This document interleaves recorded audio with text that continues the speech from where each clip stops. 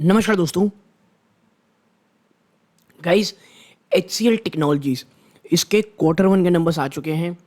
इन्फोसिस के नंबर जो आए हैं मैं ऑलरेडी पेश कर चुका हूं एज अ क्विक एनालिसिस, और अब यहाँ पे चर्चा करने वाला हूँ HCL टेक्नोलॉजीज की। देखिए, नंबर्स करोड़ में तो ज़्यादा परेशानी नहीं होगी अपने को। सबसे पहले रेवेन्यू फ्रॉम ऑपरेशन 26,672 करोड़ है। एक क्वार्टर पहले ये 26,296 करोड़ थी, और एक साल पहले 24,686 करोड़। और जब हम अदर इनकम के साथ देखेंगे इन सबको, तो टोटल इनकम दोस्तों निकल के आएगी 27,037 करोड़, जो एक क्वार्टर पहले 26,640 करोड़ था, और एक साल पहले दोस्तों 24,922 करोड़ थे।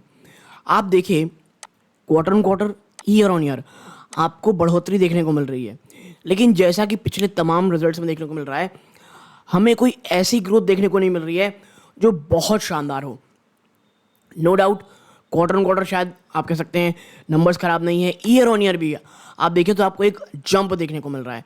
और सही मानेंगे तो अन्य जो आईटी कंपनीज है उसके मुकाबले ये जो ईयर ऑन ईयर यहाँ जंप देखने को मिल रहा है वो काफ़ी अच्छा आप कह सकते हैं। ठीक है, अब अगला आगे चलते हैं, खर्चों की बात करते हैं। तो देखिए, सबसे पहला एम्प्लॉय बेनिफिट एक्सपेंसेस 15,253 करोड़ है, जो एक साल पहले 13,474 करोड़ था। आप देखिएगा कि जो TCS के नंबर निकल गए थे वहाँ पे एम्प्लॉय बेनिफिट एक्सपेंस पे इतनी बढ़ोतरी नहीं हुई थी जितना यहाँ पे देखने को मिल रहा है।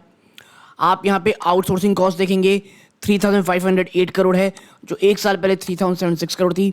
तो साफ साफ है यहाँ पे जंप है, माफ कीजिएगा गिरावट है। एक क्वार्टर पहले ये 3,628 करोड़ थी।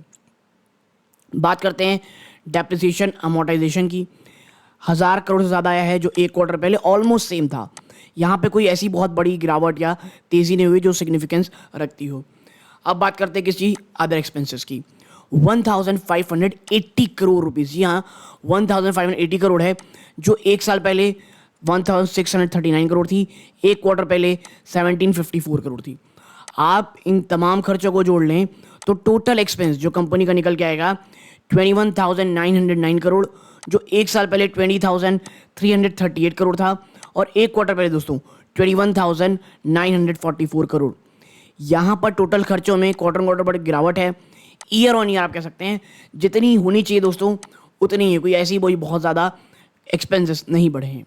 बट जब हम देखते हैं कि भाई प्रॉफिट फॉर द पीरियड का क्या निकल गया है, प्रॉफिट फॉर द पीरियड और ईयर, यहाँ पे आप पाएंगे, कह सकते हैं दोस्तों 3,833 करोड़ है, जो एक क्वार्टर पहले 3,531 करोड़ थी, और एक साल पहले 3,487 करोड़ थी। ठीक है, प्रॉफिट बिफोर टैक्स देखेंगे तो यहाँ पर आपको बहुत ज़्यादा बड़ा जंप देखने को मिलेगा। बट जब हम आप इसे प्रॉफिट आफ्टर टैक्स देखते हैं, profit for the period year देखते हैं, तो चीज़ें इस तरह की आएगी। नो डाउट मोर देन 10% ज़्यादा की आपको यहाँ पे बढ़ोतरी देखने को मिल रही है। लेकिन मैं फिर कह रहा हूँ, देखिए आप एक बात समझिए, ये जो आपको प्रॉफिट में बढ़ोतरी देखने को मिल रही है, चीज़ देखने को मिल रही है, एक बात समझिए कि जो इनकी जो आप कह सकते हैं इनको जो पैसे आए हैं जो डॉलर के टर्म में, वहाँ पर आपको करेंसी बढ़ती दिखाई दी है, तो उसका विजिबल फ़ायदा कंपनीज को मिला है। उसके बावजूद उस प्रकार की बढ़ोतरी ना आना, ये आप मैं कहूँगा चिंता का विषय हो सकता है। लेकिन जो नंबर्स अभी तक आए हैं HCL टेक के नंबर्स उससे ज़्यादा अच्छे लग रहे हैं। लेकिन देखिए, सिर्फ ये नंबर्स ऑन आप कह सकते ऑन पेपर्स नहीं, कंपनी आप कह सकते मैनेजमेंट के हिसाब से क्या कह रही है, गाइडेंस क्या दे रही है, कैसे उन्होंने उनके जो एम्प्लॉई हैं बढ़े हैं या घटे हैं, टोटल कॉन्ट्रैक्चुअल वैल्यू क्या आई है, ऐसी बहुत सारी चीज़ें हैं जो हमें फाइनल डिसीजन आने में देखना पड़ेगा, और वो मैं सीरियस इन्वेस्टर ग्रुप मेंबर्स के ऊपर दोस्तों लाता रहूँगा। और भाई जब हम देखते हैं total comprehensive income for the period for the year, तो आपको ये देखने को मिल रहा है। ठीक है, बात कर लेते हैं किसकी, EPS की। तो देखिए, कंपनी का EPS बार 14.13 रहा है, एक क्वार्टर पहले 12.88 था, एक साल पहले माफ कीजिएगा, और एक क्वार्टर पहले 13.03। और देखिए EPS ही देख के लगेगा आपको कि भैया जो पुराने नंबर्स आए ना बड़े कंपनीज के, HCL टेक के नंबर्स उनसे कहीं ज़्यादा अच्छे दिख रहे हैं दोस्तों। ठीक है, मैं प्राइमा फेसिया की बात कर रहा हूँ, फिर से ध्यान दीजिएगा। ठीक है, और कंपनी ने जी हाँ इंटरिम डिविडेंड दिया है, कितना दिया है यहाँ 10 रुपये लिखा है, मैं आपको और दिखाता हूँ 1 सेकेंड। कंपनी की अगर हम बात करें, माफ कीजिएगा, यहाँ 12 रुपये का कंपनी ने इंटरिम डिविडेंड अपने निवेशकों को दिया है। जो रिकॉर्ड डेट रखी भाई साहब वो 20 अक्टूबर है, यानी 20 अक्टूबर तक अगर आपके पास एचसीएल टेक के स्टॉक हैं तो भैया आपको, आप कह सकते हैं, डिविडेंड ज़रूर से ज़रूर मिलेगा दोस्तों। और जो पेमेंट डेट है वो 31 अक्टूबर है, यानी देखिए 20 अक्टूबर तक आपके पास स्टॉक होना चाहिए आपके डीमेट अकाउंट में, ठीक है, और सेटल्ड होना चाहिए।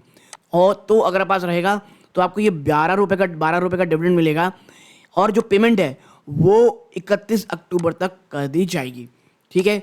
अब बात कर लेते हैं कि भाई ये तो नंबर्स हो गए, सेगमेंट वाइज किस तरह नंबर रहे हैं। तो देखिए यहाँ पे आप पाएंगे, 1 सेकेंड मैं इसे थोड़ा एक्सपैंड कर लेता हूँ। आप यहाँ पाएंगे कि जो रेवेन्यू फ्रॉम ऑपरेशन है माफ़ कीजिएगा, revenue from operational external customers हैं, आईटी और बिजनेस सर्विसेज में देखेंगे तो भाई यहाँ पर ना आपको जंप देखने को मिल रहा है। 19,898 करोड़ है, जो एक साल पहले मात्र 18,172 करोड़ था। तो आईटी बिजनेस सर्विस में आपको जंप देखने को मिल रही है। इंजीनियरिंग एंड कह सकते हैं आर&डी, आप कह सकते हैं सर्विसेज में, यहाँ पर आप देखेंगे तो फ्लैट टू पॉजिटिव नंबर्स रहे हैं। एचसीएल सॉफ्टवेयर में देखेंगे तो यहाँ पे फ्लैट टू पॉजिटिव नंबर रहे हैं। और मैं इसीलिए कह रहा हूँ, देखिए नंबर भले कोई बहुत ज़्यादा अच्छे नहीं है, लेकिन जिस प्रकार के नंबर्स अभी तक निकल के आए हैं बड़ी कंपनीज के, एचसीएल टेक ने एक काफ़ी अच्छा प्रदर्शन करता दिखाई दिया है। और कल की तारीख को शायद एचसीएल टेक आपको एक जंप करता हुआ ज़रूर से ज़रूर दिखाई देगा। लेकिन मैं फिर कहूँगा दोस्तों, सिर्फ इस नंबर्स के नहीं, और एक कंसोलिडेटेड नंबर थे, एक कंप्लीट एनालिसिस का वीडियो जहाँ पे भाई हर एक चीज़ के ऊपर चर्चा करेंगे, वो मैं सीरियस इन्वेस्टर ग्रुप मेंबर्स के लिए लाता रहूँगा दोस्तों। यहाँ तक जुड़े रहे, अपना कीमती समय दिया, इस बात का बहुत बहुत धन्यवाद दोस्तों। ये इस वीडियो का अंत है। जय हिंद।